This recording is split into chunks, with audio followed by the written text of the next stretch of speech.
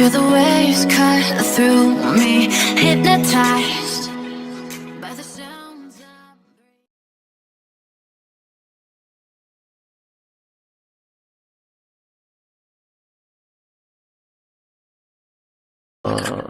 Gusto ko lang malaman ng ating mga kababayan up to what point in time are we in the fight against the COVID. So if there's... Sir, based on the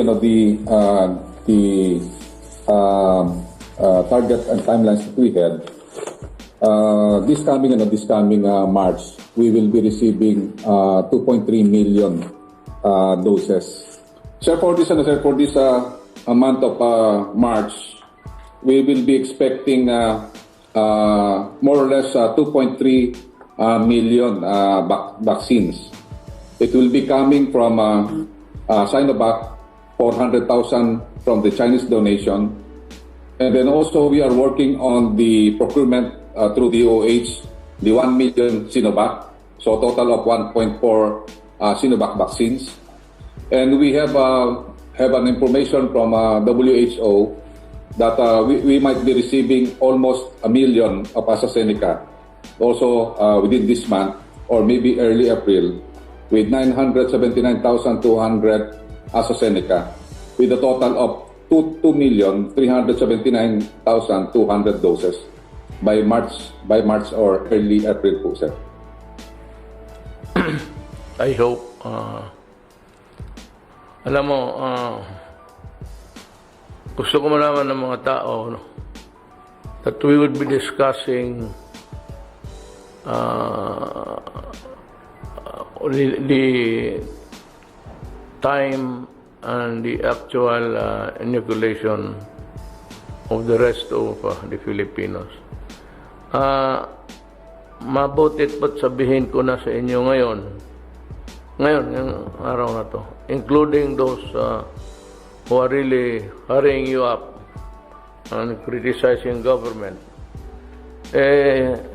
Sinabi ko na nga if they want to join the lady, they can negotiate, and I will honor it if they can have a vaccine sufficient for our need.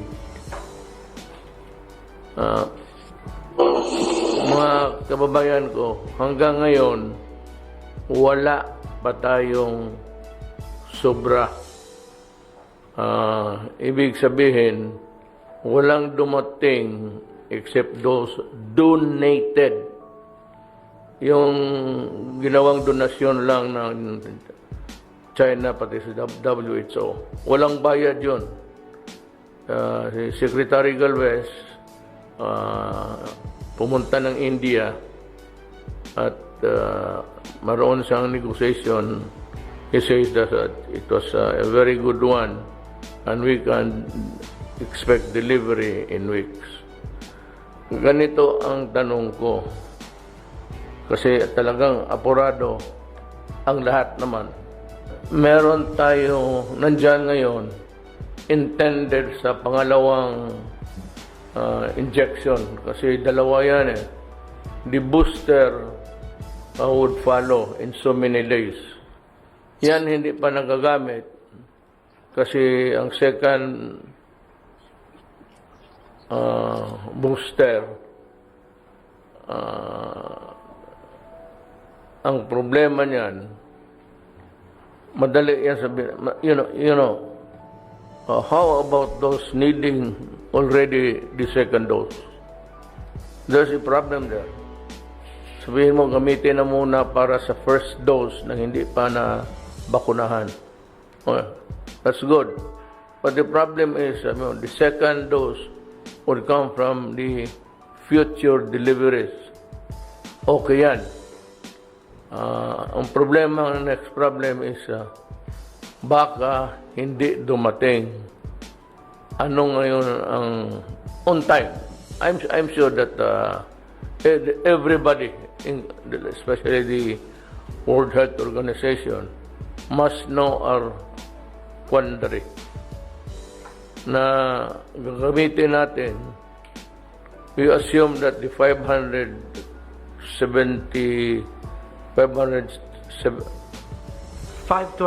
sir. 525,000 doses. 525. Kung gamitin lahat yan, paano yung ngayon na-injectionan ng Sinovac? Kasi ito man ang pinakamarami. Kung kailangan nila in the interim between the period of the delivery of the vaccines and the due date of the second inoculation, second vaccination. There's a problem there. Yes, you can. Magandang gabi po, Mr. President, Senator Bongo, Chair of the Committee on Health, and Yusek Bernie Flores, and all the IATF members. Sir, yung pong sa Sinovac, talagang nakatabi na po yung second dose. For the simple reason that the interval between the first and the second dose is only 28 days. After 28 days, after a person was given the first dose, susunod na po yung pangalawang dose 28 days later. So nakatabi na po yun. Wala na po tayong problema sa Sinovac. Yung issue na lang po ay sa AstraZeneca na ating pong tinanggap sa pamamagitan ng COVAX facility. So 525,000 po yan. At ang una pong ginawa ng program coordinator natin, itinabi na rin yung for second dose. Para nga tama si Senator na kung hindi tayo nakakasiguro kung darating ba yung second dose o hindi, baka tayo sisihin pagdating ng panahon na kinakailangan na ng second dose. Ngayon po, ang time interval, yung pagitan ng first dose sa AstraZeneca at sa pangalawang dose is 12 weeks, 3 months po. Palagay naman natin, and according to the WHO country representative, he will write a letter to reassure us that the next batch will really come. And from there, we will use the second dose. So, baka dumating po, hindi lang makapagbigay ng definite date, but could be anywhere from last week of March to about first week of April. So, in that light, pwede ho natin gamitin na yung lahat ng 525,000 AstraZeneca vaccines as first dose. So, we give more. We provide partial protection to a lot more healthcare workers. Let me zero in. Ganito yan eh. How about those na mabakunahan na ang second dose is due date maybe next week? Kasi wala naman yung tali na sabay-sabay. That argument would only hold true if yung first dose sabay sila mag-second dose. Ang problema, yung naturo ka na at kailangan na nila ng second dose. Yun ang the second dose is critical here. If I may, Mr. President, yung pong sa Sinovac, wala na po tayong problema kasi talagang meron second dose na nakatabi. We already programmed it in such a way that they will receive their second dose 28 days post first dose inoculation po. Because kahit na may nauna, say kung March 5 may 1,000, March 6 may 2,000, March 7 may 20,000 na nabigyan ng first dose ng AstraZeneca, you will count 12 weeks after the first dose. And there's a huge time difference for the AstraZeneca between the first and the second dose per the protocol. Yun po yung indication ng AstraZeneca. Hindi po naman kasi lahat ng mga bakuna pare-pareho, sir. Yung Sinovac, kailangan 28 days turo ka second dose, sir. Sa AstraZeneca po, 12 weeks. Ngayon, bakit po maganda na gamitin na lahat yung 525,000 as first dose so we can cover more healthcare workers and frontliners? And ma-re-resolve din po natin yung problema ng AstraZeneca na short shelf life. Ibig sabihin, sir, after 3 months, expired na yung bakuna.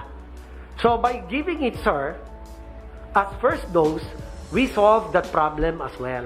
Okay. Yes, sir. Yun ang- Magandang ano yung solution. I said we go back to the same predicament of the delivery on time. So kung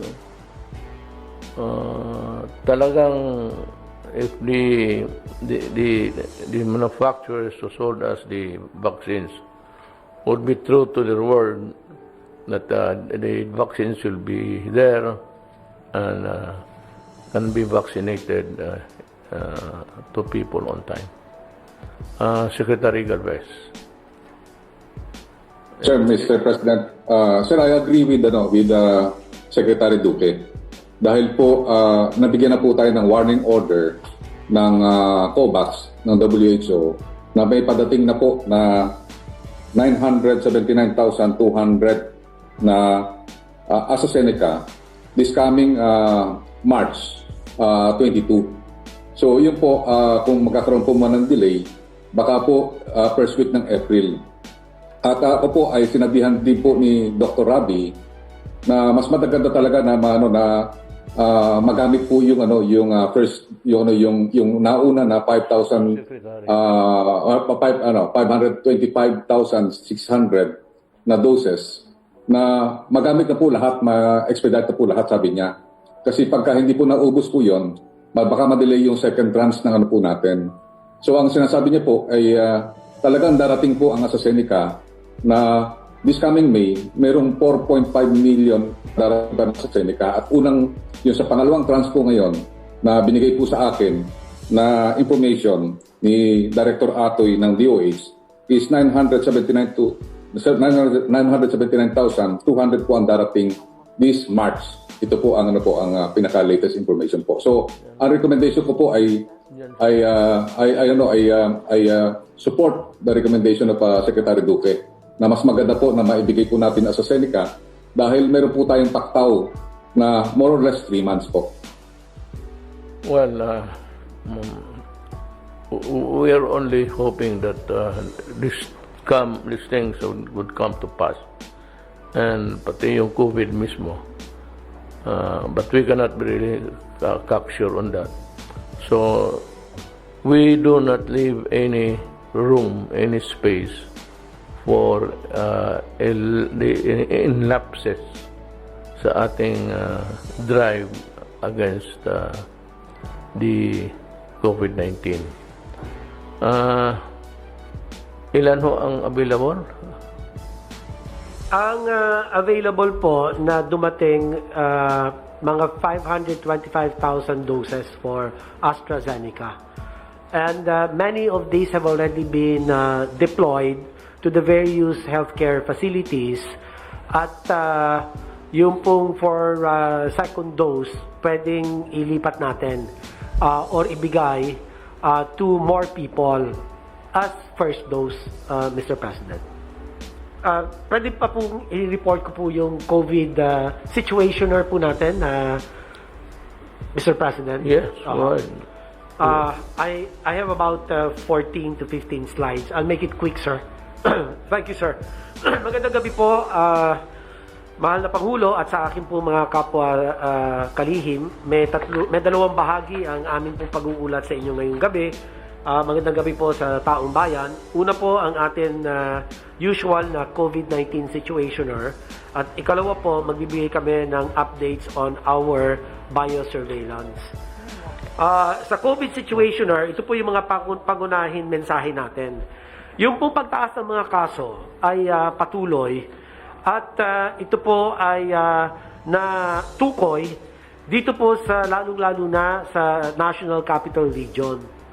Meron na pong dalawang rehiyon na asa high risk. Ang kanila pong risk level classification. Ang ibig po sabihin nito ay either yung kanila pong attack rate per 100,000 population ay lumampas na po ng 7 per 100,000. 7 na kaso per 100,000 population. Or yung kanila pong laki o itinaas ng porsyento ng kaso sa kasalukuyan 2 linggo ay umabot na, lumampas na po sa 200% kumpara noong nakaraan ikatlo at ikaapat na linggo. May apat po tayong mga ibang rehiyon na andun po as a moderate risk.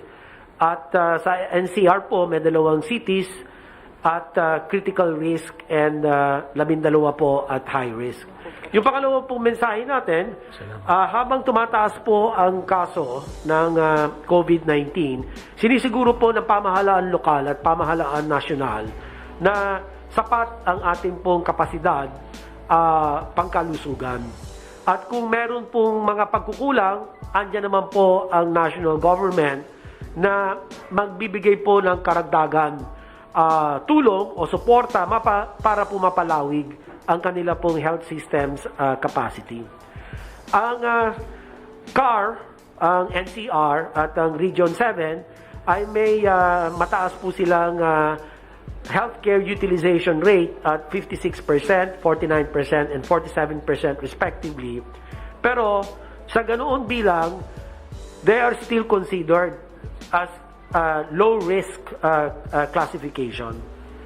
At 6 po ang as a high risk and 5 moderate risk areas dito po sa mga iba't ibang region in terms of healthcare utilization rate. Pangatlo po mensahe, ang kaagaran, kilos o aksyon ng mga LGU and the national government ay talagang ginawang mabilisan at agresibo. At kailangan matustusan po itong mga hakbang na ito para maputol ang kadena ng hawaan at masiguro natin na ang kanila pong inilatag na mga pamamaraan o mga hakbang ay talaga pong magiging epektibo para mapababa ang kaso ng COVID. Ito po ang ating mga pangunahin na mensahe. Sa pangalawang slide naman po, ngayon, ika-15 ng Marso, meron na naman po tayo nadagdag. Tumaas na naman po ang ating kaso to 5,404. At sa 5,404 na naidagdag sa ating po mga kaso, 2,842, pinakamarami, ay mula po sa NCR. At 859 naman po galing sa Region 4A. At 425 naman po sa Region 7. At ang balanse ay ito po ay nasa mula po sa mga iba pang mga rehiyon.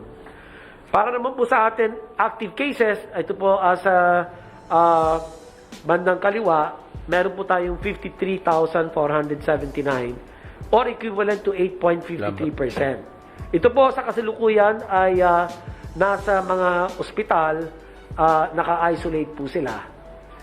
At out of the 53,479, yung 51,937 or equivalent to 97.12%.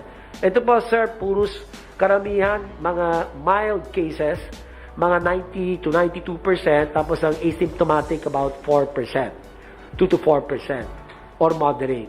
At 1,540 naman, equivalent to 2.88%, ang mga severe, o ito po yung mga malubha ang kanila pong kalagayan at nasa ICU.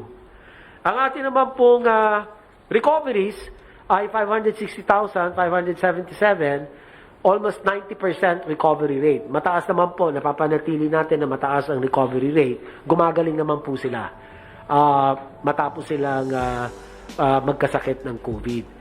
Ang deaths po natin as a total 12,837 from the beginning of the pandemic at ito po ay 2.05% of the total cases ang case fatality rate. Next slide.